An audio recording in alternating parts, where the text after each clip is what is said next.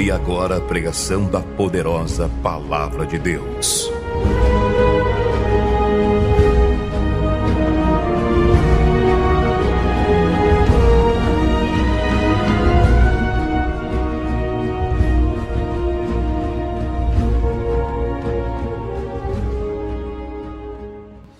Graça e paz, meus queridos.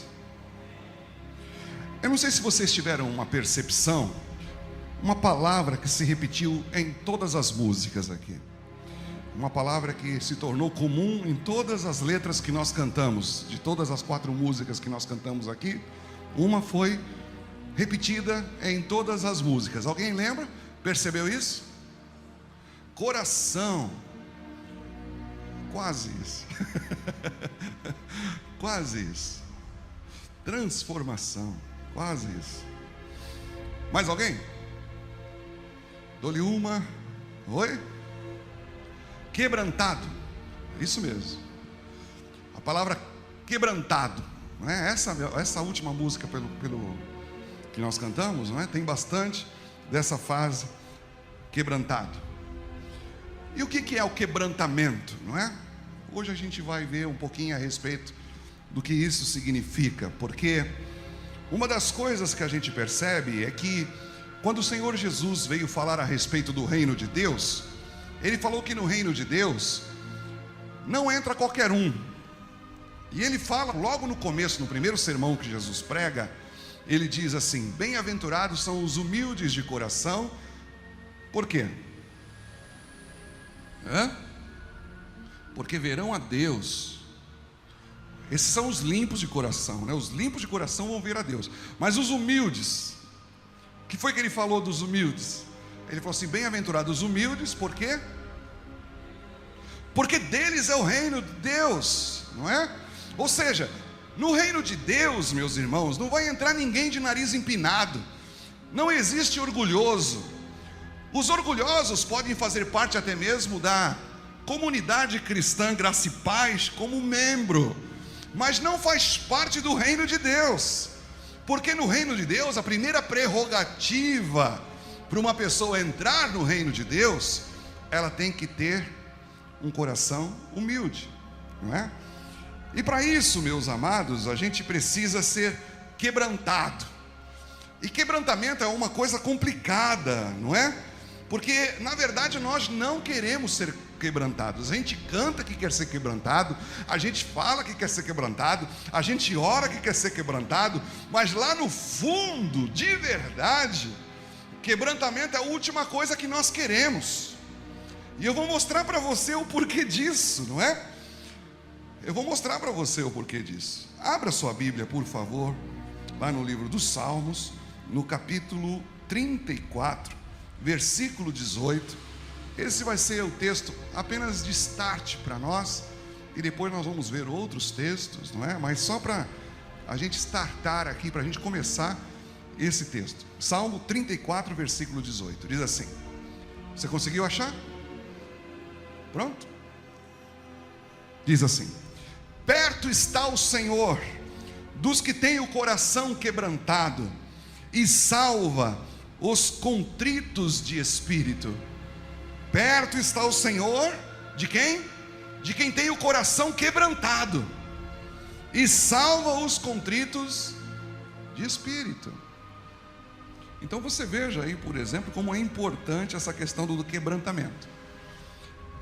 Agora, a gente gosta de outros textos, né? A gente gosta daquele texto do Salmo 37, versículo 4, que diz assim: deleita-te no Senhor, e Ele concederá os desejos do seu coração, não é? A gente quer o desejo do nosso coração, né? A gente quer o desejo do nosso coração satisfeito. Se tivesse ao inverso, aí seria melhor ainda, né? Se o verso tivesse assim: o Senhor vai satisfazer os desejos do seu coração, aí então você vai se deleitar no Senhor. Não seria melhor ainda? Ai, meus irmãos, a gente quer o desejo do nosso coração satisfeito, a gente quer a nossa vontade satisfeita. Deus é apenas um meio para a gente atingir os objetivos do nosso coração. A gente coloca Deus apenas como um recurso, uma escada, para a gente poder alcançar aquilo que a gente tem no coração como objetivo, não é? E é assim que muitas vezes a gente vem para a igreja. As pessoas, na maioria das vezes, ela não vem à igreja para adorar a Deus, mas quer de Deus receber alguma coisa. E às vezes é comum você sair, por exemplo, do culto e escutar pessoas que dizem assim: hoje o culto não foi muito bom não, Deus não falou comigo, não é? A gente quer os desejos do coração satisfeitos. E isso tudo porque o homem é um rebelde. Ele é produto de uma raça de revoltosos. É alguém que anda naturalmente segundo o curso desse mundo. Efésios, que nós estamos estudando aqui na quinta-feira, diz assim: nós andamos segundo o príncipe da potestade do ar, do espírito que agora opera nos filhos da desobediência.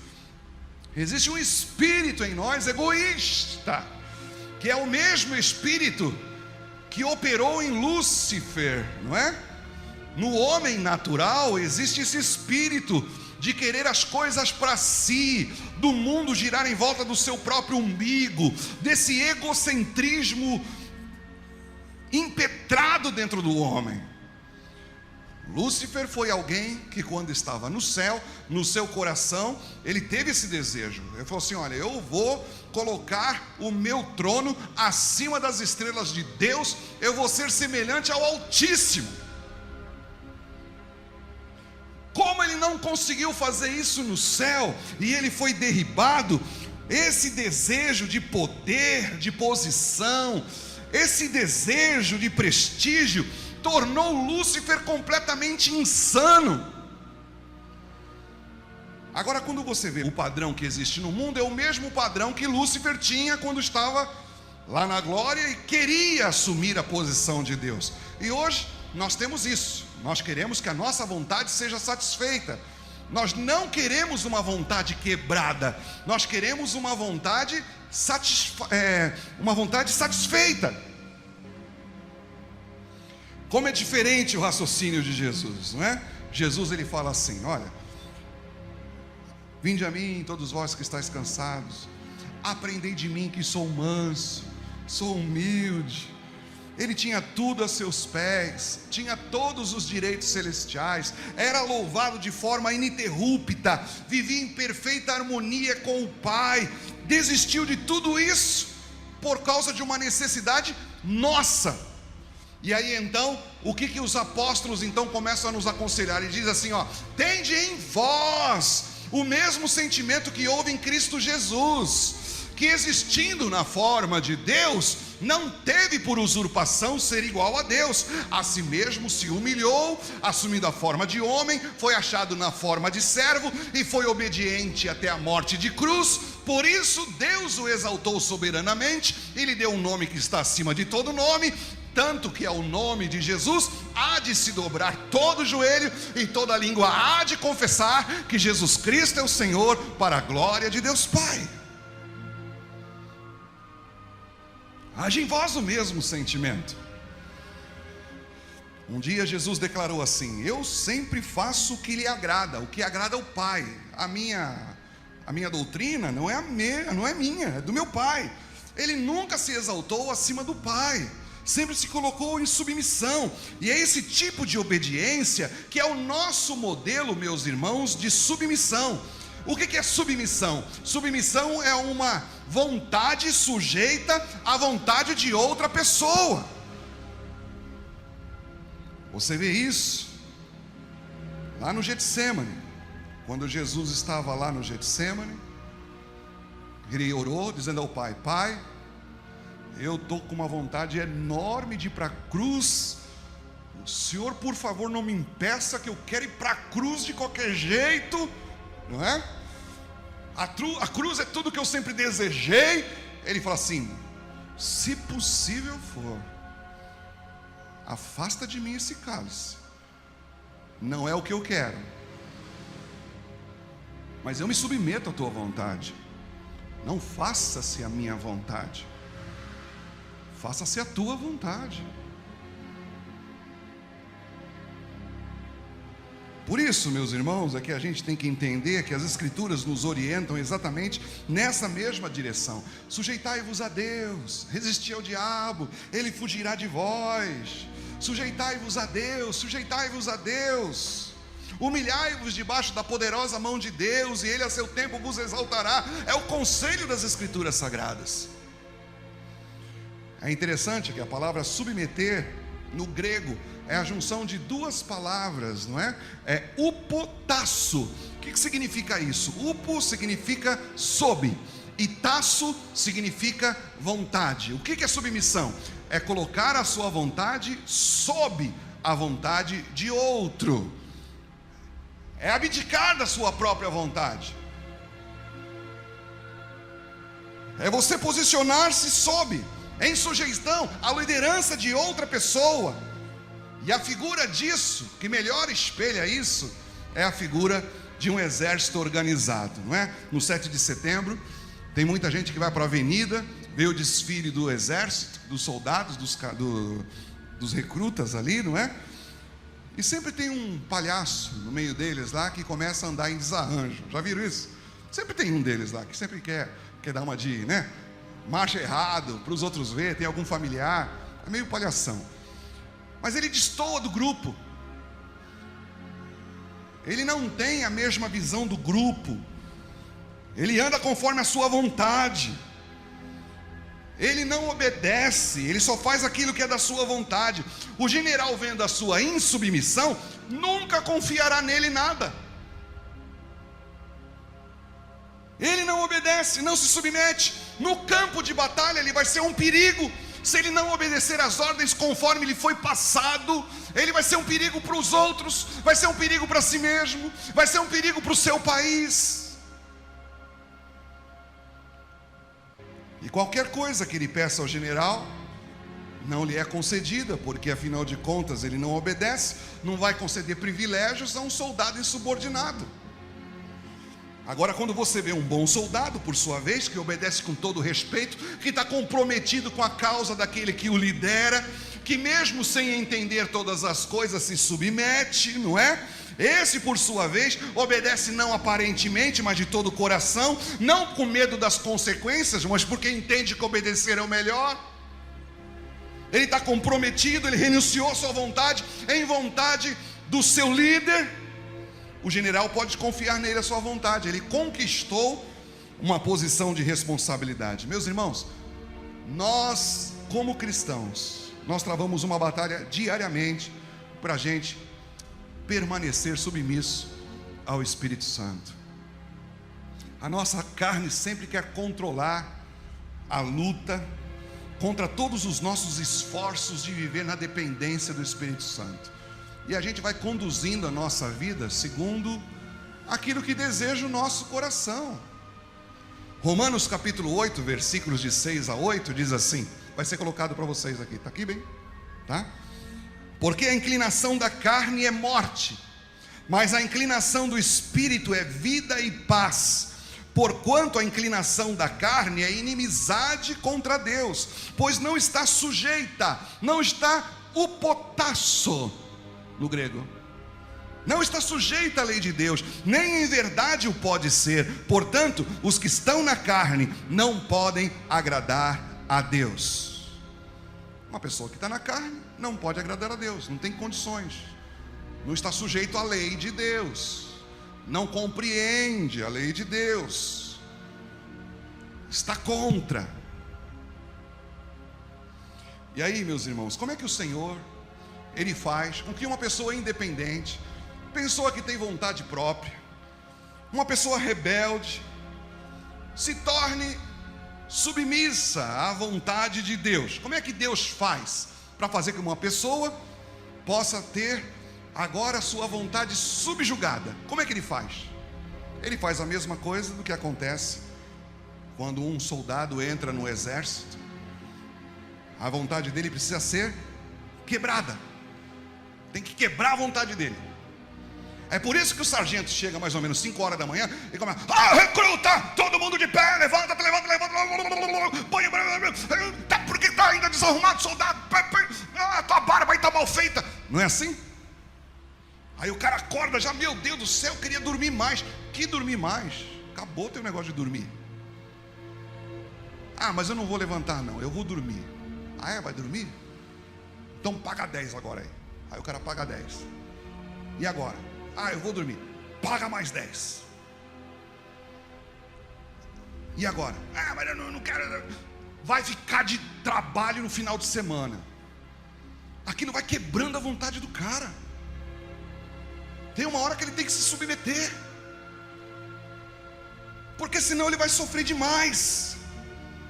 Ele precisa se alinhar ao propósito superior.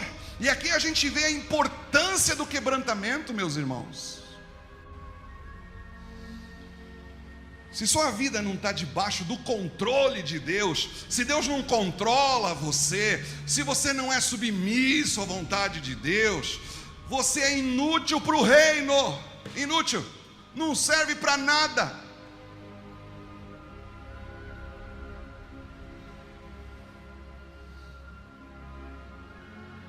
Para se tornar útil, precisa ser quebrantado.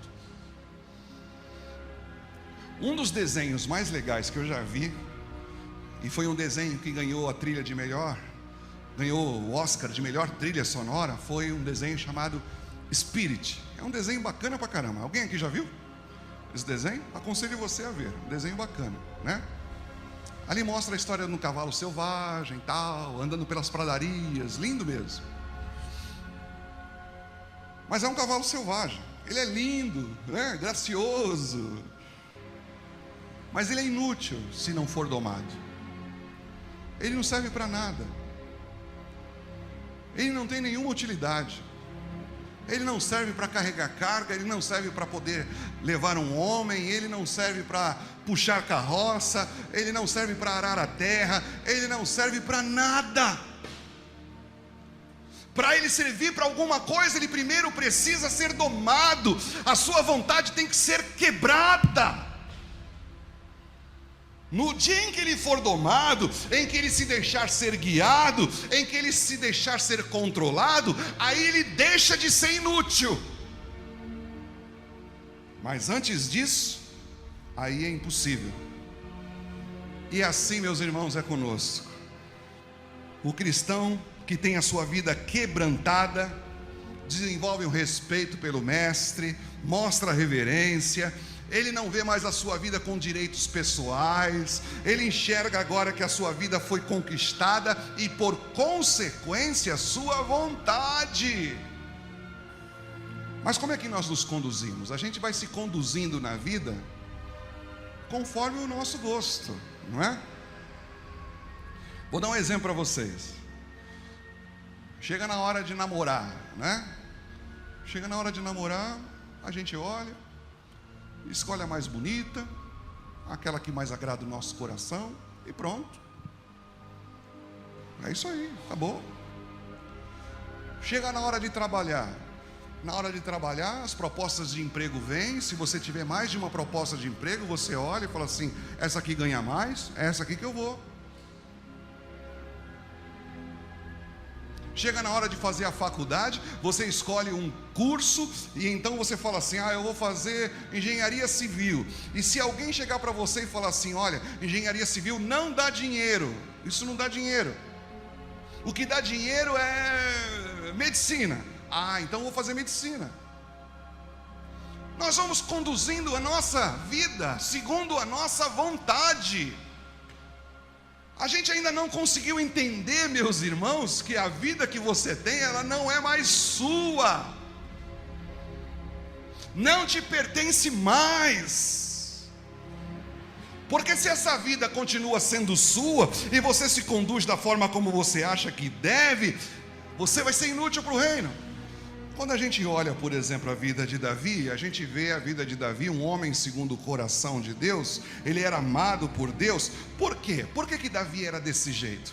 Porque no seu erro, quando ele foi repreendido, ele entendeu que isso era da parte de Deus, uma expressão de amor. Deus se importava com ele. Por isso que no Salmo, onde Davi confessa o seu pecado, que é no Salmo 51, no versículo 7, ele diz assim: sacrifícios para ti são o espírito quebrantado e um coração quebrantado e contrito o Senhor não desprezará. Você quer oferecer um sacrifício que Deus se agrade, que com certeza isso vai abrir o maior sorriso na face de Deus? Quer oferecer um sacrifício a Deus que Deus fique satisfeito? A Bíblia fala, um coração quebrantado, é isso que é de fato um sacrifício para Deus. O Senhor se aproxima de quem tem a vontade própria quebrada, a vontade própria despedaçada, a vontade própria destroçada. Muitos querem uma posição especial com Deus e até imaginam que tem uma posição especial com Deus, mas não querem ser quebrantados. Ser humilde, meus irmãos, é permitir que as durezas da vida nos quebrante, nos tornem sensíveis, nos deixe ser moldados por Deus. É desse jeito. E aí acontece algo que é maravilhoso, porque essas pessoas, as pessoas quebrantadas, são com certeza pessoas irresistíveis a Deus. Deus não resiste elas.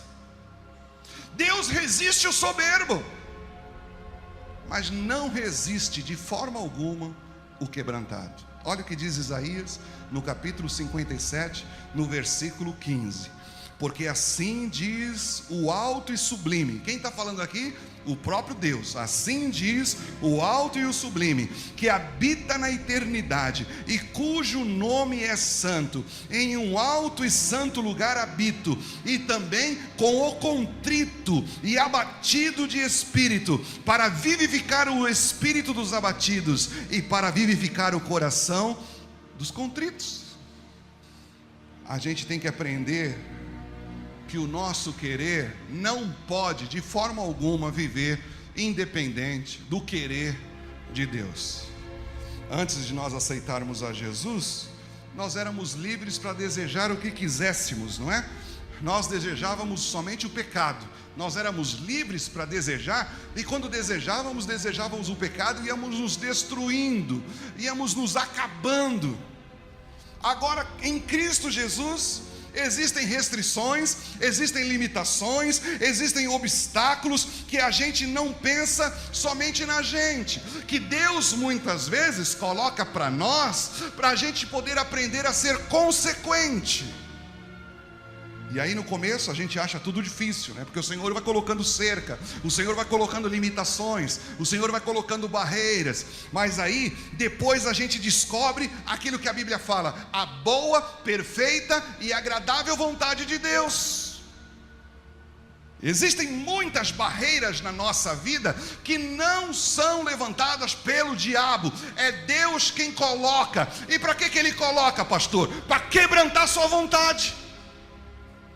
Jó dizia a respeito de Deus: Deus entrincheirou o meu caminho. Quer dizer, eu não posso sair, tem uma trincheira em volta de mim. No meu caminho tem uma trincheira que eu não posso pular. Davi dizia assim: o Senhor me cercou por todos os lados, não consigo passar. Jeremias diz assim: circunvalou-me o Senhor, quer dizer, fez uma vala ao meu redor.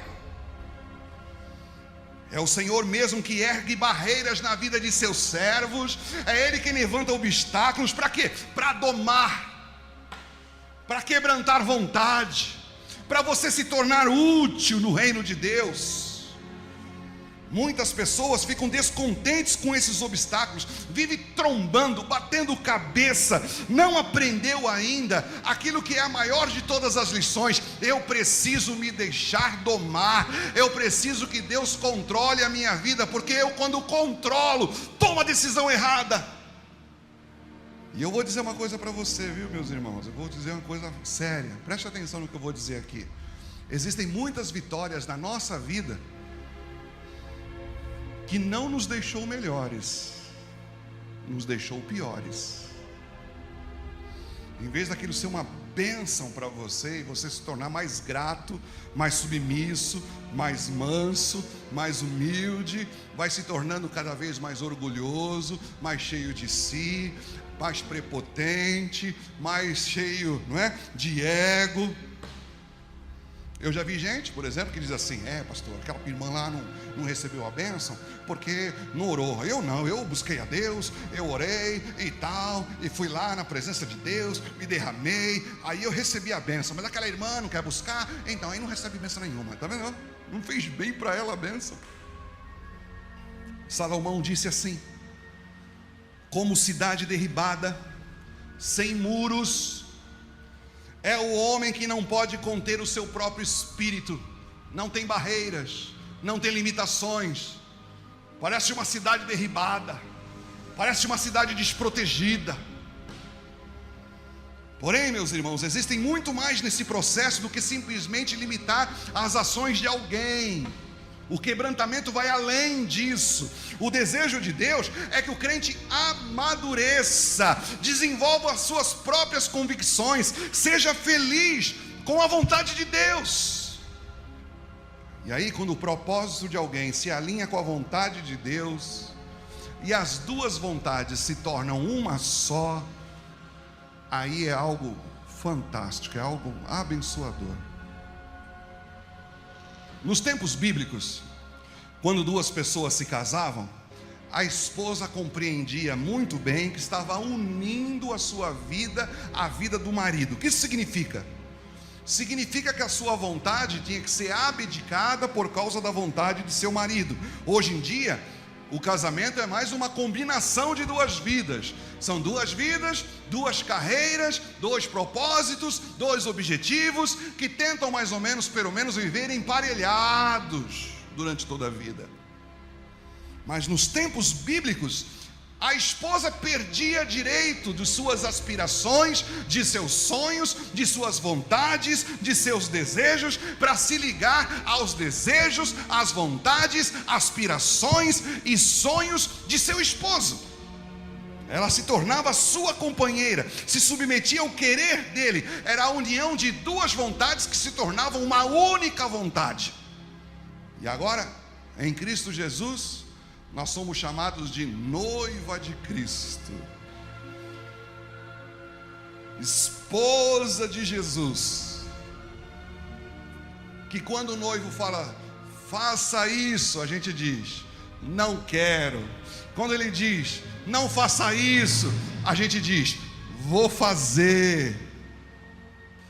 Nós somos chamados para abandonar os nossos interesses, os nossos planos, a nossa vontade, e submetermos a nossa vontade à vontade do nosso marido espiritual, do nosso Senhor. Ele nos protege, Ele nos provê, Ele dá sentido à nossa vida.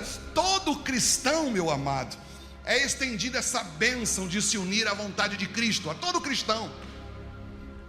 A gente não percebe o quanto nós estamos desperdiçando da nossa própria vida por não unir a nossa vontade à vontade de Cristo. Você já imaginou, por exemplo, não sei se nesse governo ou algum governo honrado que já teve nesse país, mas se o presidente chegasse para você e falasse assim: Nilson, imagine assim, né? Nilson, preciso de você, eu tenho um projeto lá em Catanduva, eu quero que você faça parte. Vou colocar você a parte do meu projeto e gostaria muito que você abraçasse essa causa, você entendesse os meus motivos, olhasse os meus nobres motivos, os meus desejos de amor com relação a essa cidade, e gostaria que você abraçasse esse projeto e quero que você faça parte. Você sabe qual ia ser a primeira coisa que eu ia fazer? Contar para todo mundo, falar assim: ó, você não sabe quem foi que me ligou? O presidente. E ele falou que eu faça parte dos projetos dele para essa cidade. Ele tem interesse na minha vida para poder alcançar objetivos nessa cidade. E você? Você acha? Foi o presidente que me convidou. É claro que eu vou me entregar de corpo e alma para esse projeto. É óbvio. Eu vou me sentir honrado. Nada vai ser demasiado grande, nada vai ser demasiado sacrifício para esse tipo de objetivo. Agora, que honra pode ser maior do que você se unir aos objetivos de Jesus, o Criador dos céus e da terra, o Deus poderoso, aquele que é maior do que todo presidente que já existiu nessa terra. Que privilégio maior pode existir?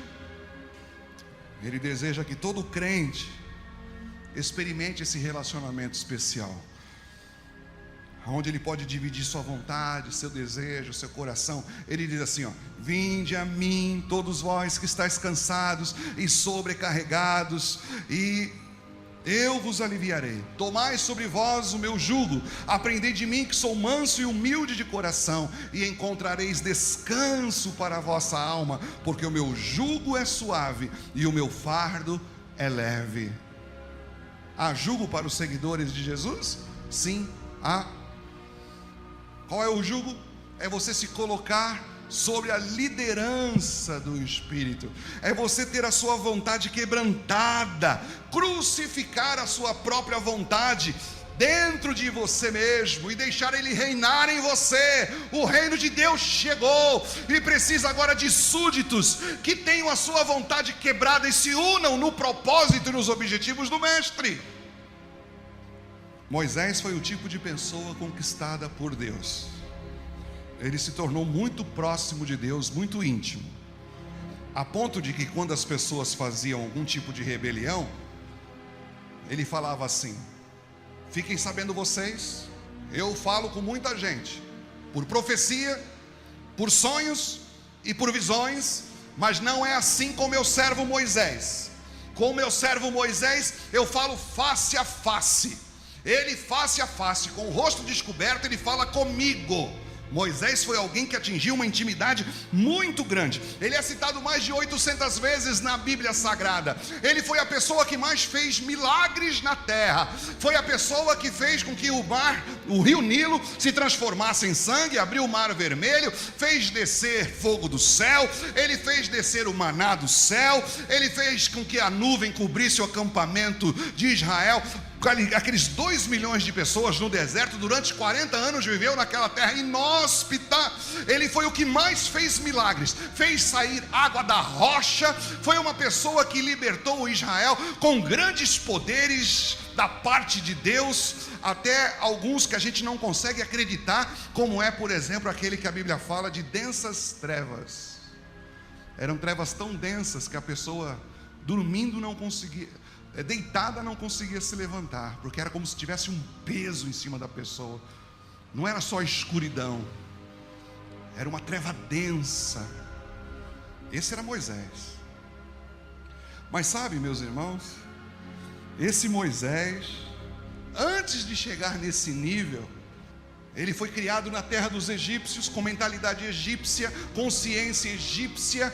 Ele foi criado para ser um cidadão egípcio, quem sabe o próximo faraó. Aprendeu toda a cultura egípcia e foi inculcado nele o modo de pensar egípcio. Ele mesmo achava-se que ele podia ser o libertador do jeito que ele estava, culturalmente egípcio. Ele viu um hebreu sendo judiado por um egípcio, ele foi lá e já matou o egípcio. Aí ele foi para o deserto, com 40 anos de idade, e aí lá no deserto, o Senhor falou assim: olha, eu preciso de você, Moisés, mas não do jeito que você está, você precisa ser quebrantado. Como é que ele foi quebrantado? 40 anos no deserto, sendo quebrantado, cuidando de ovelha, acostumado às altas rodas do Egito, da cúpula do Egito, agora cuidando de ovelha. A única coisa que ele escutava era mé, só. Guardava a ovelha no aprisco, levava para pastar, levava para beber água, guardava no aprisco, levava para beber água, levava para pastar. 40 anos. E aí, meus irmãos, a palavra de Deus diz que depois de 40 anos quebrantado, o Senhor então o chama e fala assim: Moisés, você vai ser o libertador de Israel. Olha como o cara está quebrantado. Ele fala assim: você está louco? Não, imagina, manda outro. De jeito nenhum, não tenho capacidade. 40 anos atrás ele achava que tinha. 40 anos atrás ele achava que ele era o cara. Depois de 40 anos quebrantado, o que acontece com ele? Está completamente submisso. Não se vê mais capaz, não entende-se mais o rei da bola. Não, você vai, Moisés. E aí ele vai, liberta o povo de Israel. Para quê? Para passar mais 40 anos no deserto. 80 anos esse cara passou no deserto, meus irmãos. 40 anos para ser quebrantado. E depois mais 40 anos para liderar o povo de Israel. Dá para você entender o que foi que Deus fez aqui? Nós estamos muito distantes de Moisés, mas o princípio continua o mesmo. Quanto mais o Espírito conquista a sua vontade, mais próximo você fica de Deus, mais você se torna próximo de Deus, íntimo de Deus, mais você entende a Deus, mais seu coração se liga ao coração de Deus. Quanto mais quebrantado, mais íntimo você fica de Deus. Quanto mais submisso, mais profunda será a sua revelação de quem Deus é, do Deus onipotente, do Deus onisciente, do Deus onipresente. Mais os seus ouvidos ouvirão, mais sua mente entenderá, mais os seus olhos enxergarão, mais você perceberá o que os outros não percebem. Tudo no cristianismo, meus irmãos, gira em torno do nosso relacionamento com Cristo. E principalmente do seu nível de submissão. Só que não tem atalhos para isso. Não tem jeito, né? Não dá para você cortar o caminho. Não dá para você ter essas experiências, esse discernimento, se você não for quebrantado. Gostaria de perguntar para você o seguinte: você gostaria de colocar teus sonhos, tuas vontades, teus desejos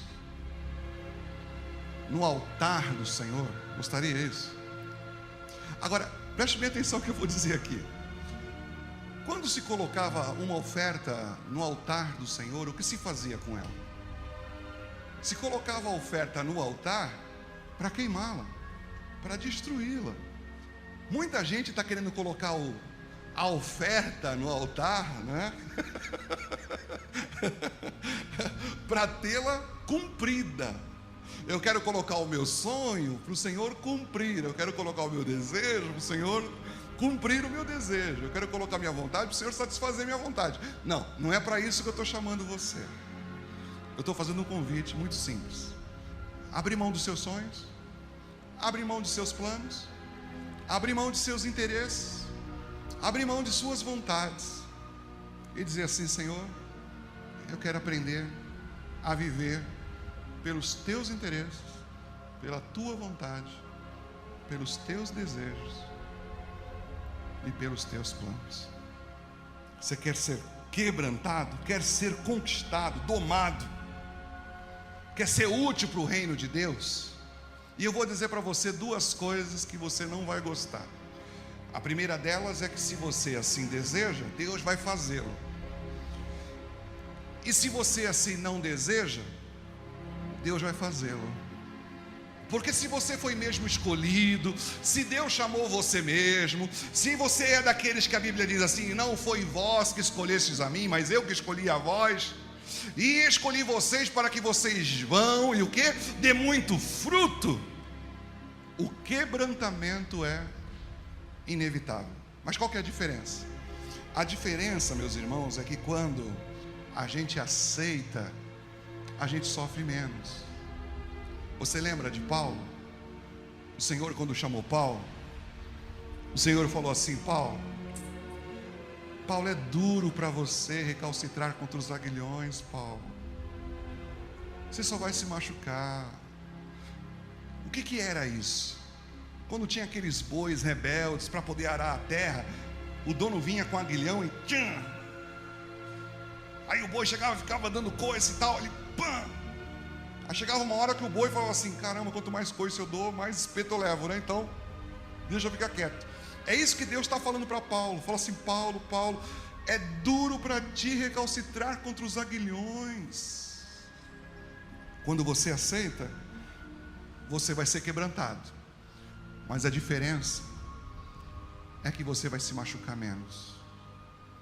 Você vai ver tua vontade quebrada e você vai dizer assim: Senhor, eu entendo que é para poder eu ser útil para o teu reino. Ou então você vai ter sua vontade quebrada e vai dizer assim: não queria isso.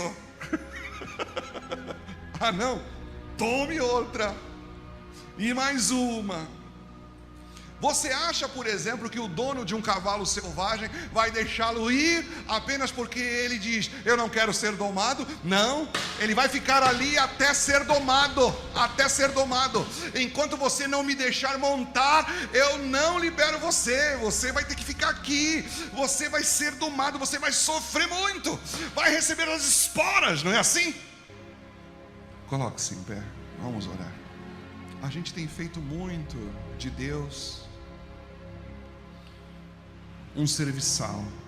A gente tem feito de Deus muito um mordomo das coisas que nós desejamos. Não funciona assim. Ele é o Senhor, você é o servo. Ele é Deus e você é a criatura. Ele é o Pai, você é o Filho. Não funciona na ordem inversa. Ele nunca permitirá que seja assim. E a Bíblia diz, lá no livro de Hebreus: eu corrijo e repreendo a todos que amo. Vocês não são filhos de prostituição, vocês não são filhos bastardos, vocês não foram nascidos e deixados a viver a sua própria vida, não, vocês têm um pai. Eu sou o vosso pai, e se eu recebi vocês como filhos, eu vou ensinar para vocês a maneira certa como se deve andar, porque vocês são filhos. É isso que diz a palavra de Deus. Mas esperto é o filho que obedece de cara. Esperto é e sábio é o filho que obedece na primeira ordem. Vai se machucar menos. Meu irmão, coloca agora teus planos diante de Deus. O que você pretende fazer da tua vida? Quais são os teus planos?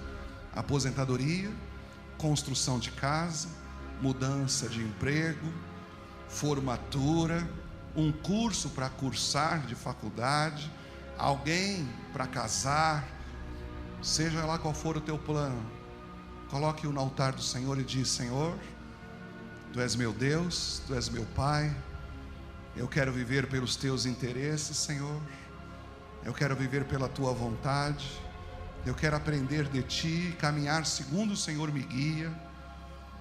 Eu não sei muito a Teu respeito, mas eu quero aprender, porque se é assim que vou viver hoje, é dessa forma que eu devo me conduzir.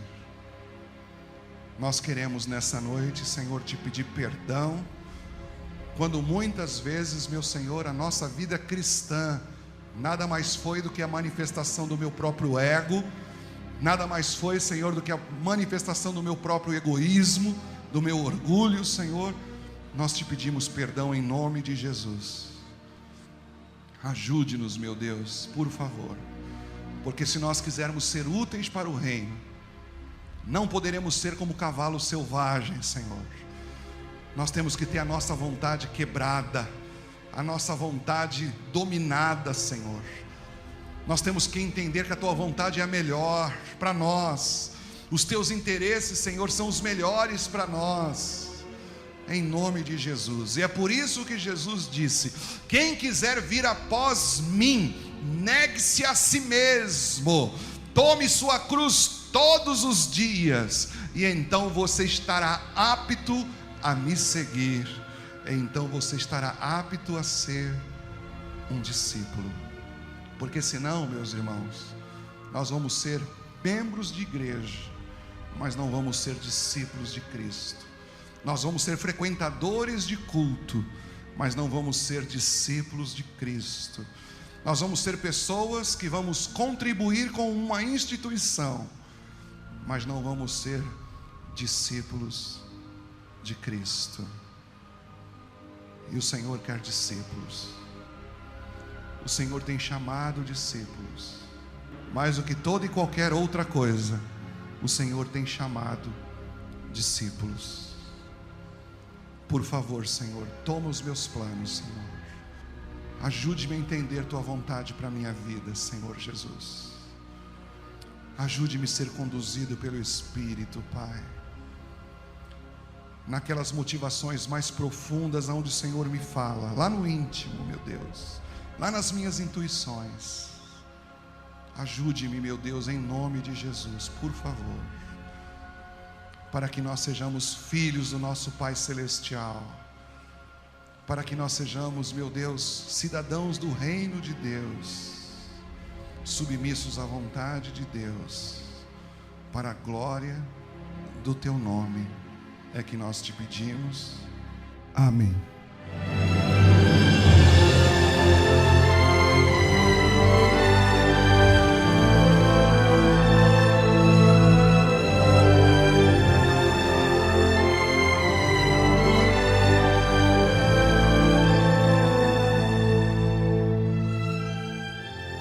A mensagem que acabou de ouvir foi pregada na comunidade cristã Graça e Paz, em Catanduva, na rua 7 de setembro, 890. Se quiser entrar em contato com o pastor Nilson, ligue 17 99165 5167 e tire suas dúvidas. Nossos cultos na comunidade cristã Graça e Paz de Catanduva acontecem sempre nas terças, culto de oração, quintas, estudo bíblico e aos domingos, culto de celebração. Venha cultuar conosco.